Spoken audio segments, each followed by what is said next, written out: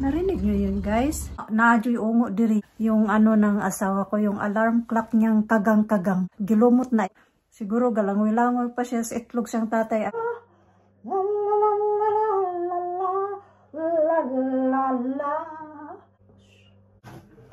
May sobra pa, oh. So bukas, hindi ako magluluto. Parang pupunta ako ng town again bukas. Kasi darating na yung anak ko this weekend. So, mabisi na naman ako.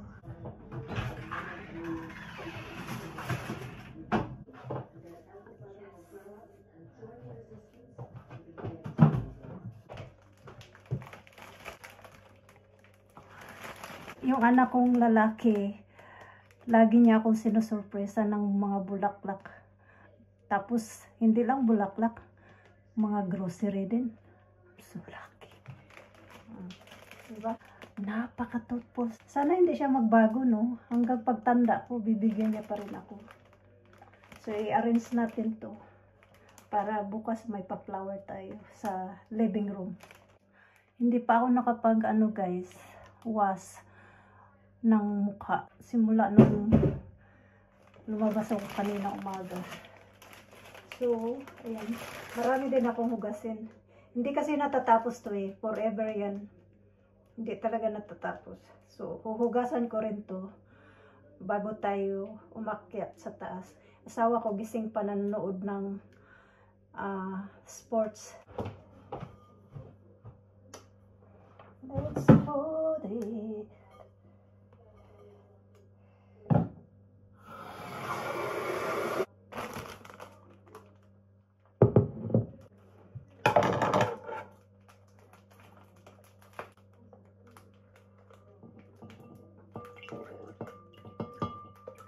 Hindi ko alam kung tama ba itong ginagawa ko.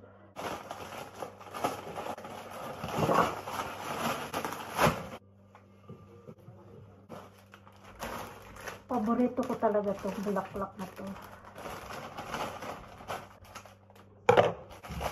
Where is your ano? Thanks, Mom. You finished all that? Yeah. Well done. Lagi ko kasi siyang nilulutuan ng snack ba after gym. Lubos. La la la la la. La la la la la.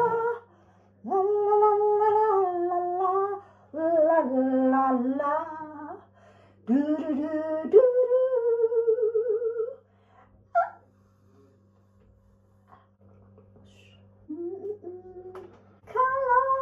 Springtime.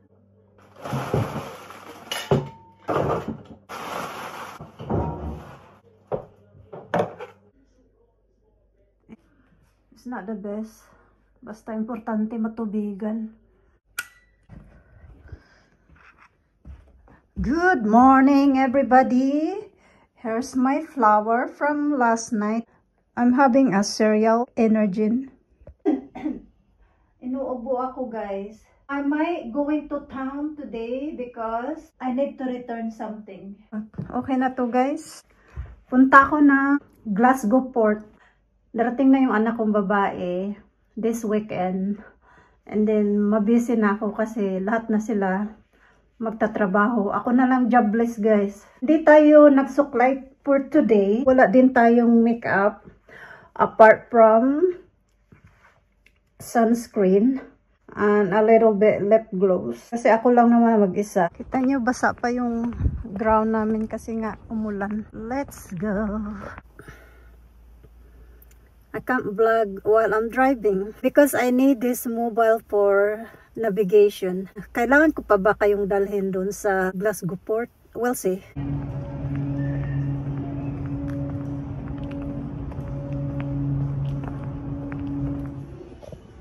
Ang ganda naman ng fitting room dito, guys. Nakauwi na ako from Port of Glasgow. Nagutom ako.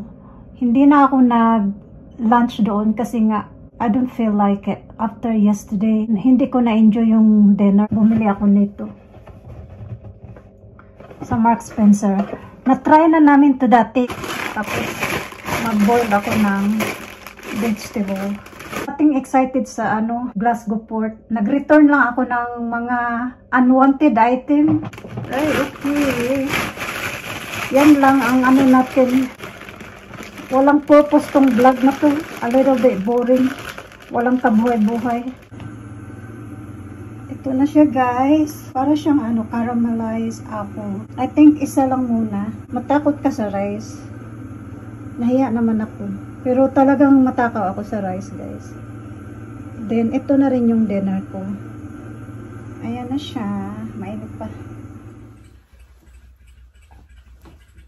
Pinalitan ko pala ng batones yung trousers ng Zara. Ewan ko ba sa Zara, minsan hindi ko rin alam yung mga iniisip nila eh. Bakit itim eh? Ang layo ng itsura. Well, napakalayo rin naman ng pinalit ko. Pero yan lang ang available kasi meron ako. Meron kasi akong suki na nagbibenta ng mga botones.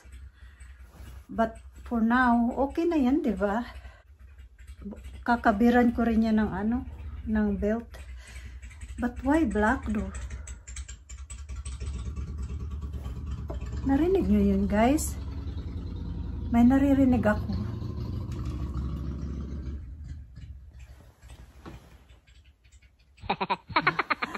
Yung ng asawa ko, yung alarm clock niyang kagang-kagang na hindi niya maitapon-tapon. Kahit sineswitch off na, tumutunog pa rin.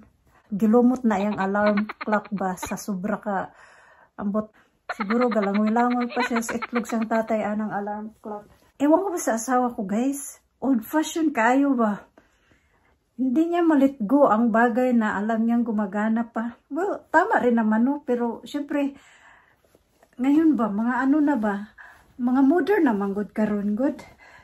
Syempre, we like new things. Pero grabe naman yan, guys. Hindi ko na nga makuskus yan sa sobrang luma. Ayan ba yan, Gitagip-tip. Pulaan ako scrub anang iyang kuan. Yang alarm clock nga. Usahay malisang lagi ko kay abi kog na mga nadyoy ungo diri niya na sigyaw-yaw ba sus ka na man di ay animal lumot na. Anyway, yeah, diba, not bad. So nagpunta ako ng Glasgow Port, diba, pero hindi na ako nag-vlog kasi wala akong gana mag-vlog.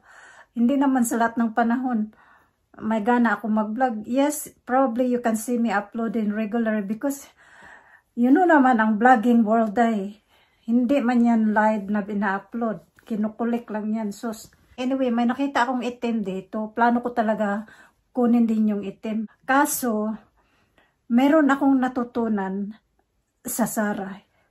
Nakita niyo to, guys? Alam niyo ito? Ito ba? Yung bilog-bilog. Itong bilog, guys, ibig sabihin yan, ito yung yung maliit na sizes. Yung hindi ba yung over-exaggerated. Kahit bumili ka ng extra small, malaki pa rin. Anyway, nakita ko yung itim.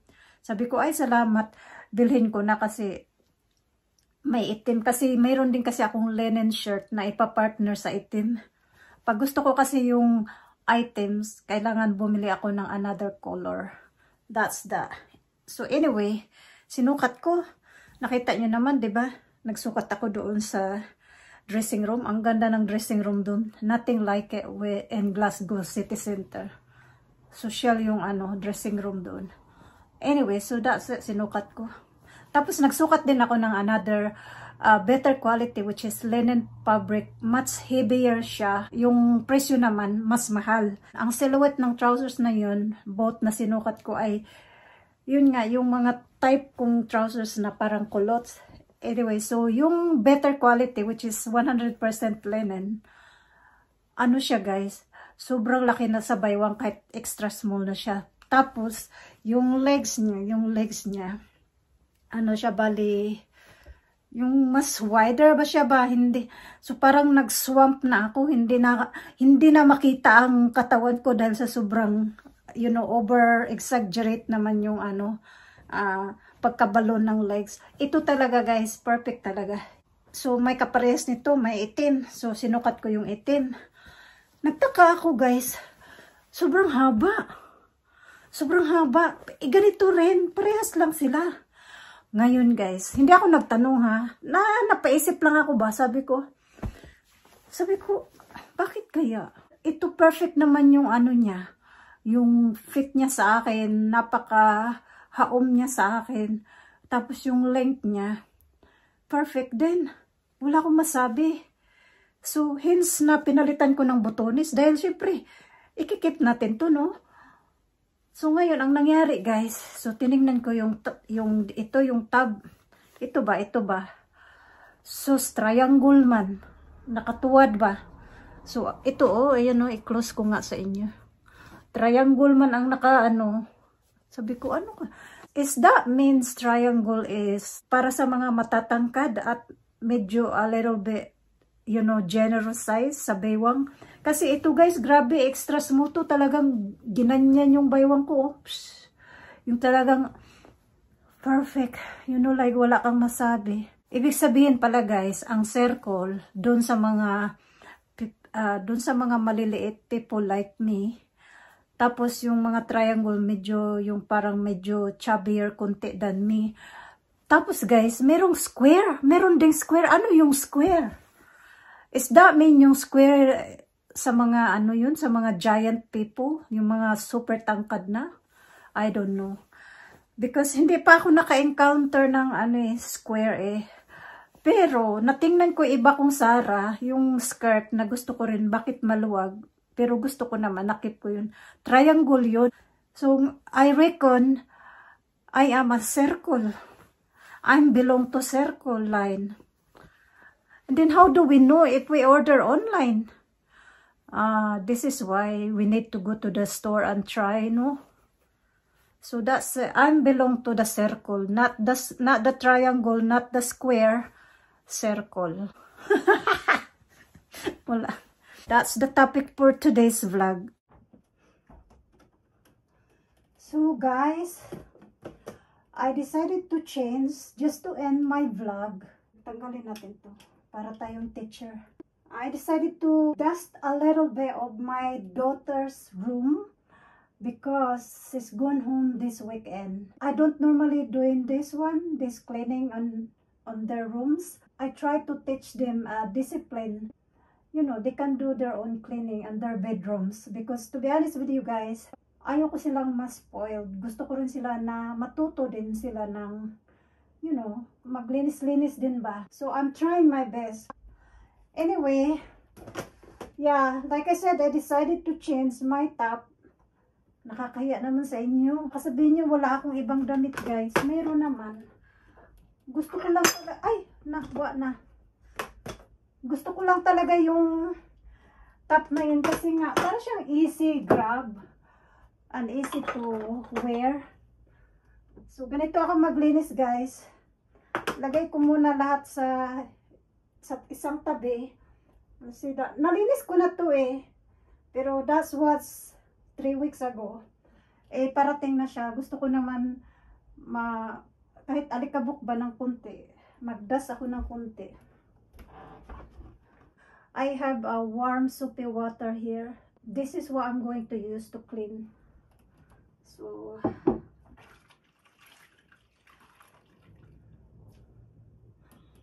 mag-organize lang ako ng kunti. Tapos, para pag uwi niya, fresh and clean. Kasi galing siya ng biyahe. Nag-step up naman ako dito sa mga kwarto nila as a mom. Pero most of the time, hinahayaan ko talaga sila na maglinis sila ng sarili nilang kwarto. Yung ayaw ko silang umaasa sa akin ba. But syempre, from time to time, as a mom, hindi natin natitiis yung kalat, yung pagka-alikabok, yan. Para pagdating niya, wala siyang masabi sa akin, "Oh mom, your favorite Rose only." Si Rose kasi, yung bunso ko, ano yan si bunso? Grabe, napaka-organized. Yung room niya, napaka-clean. Siyempre, nagmana sa akin yun, di ba?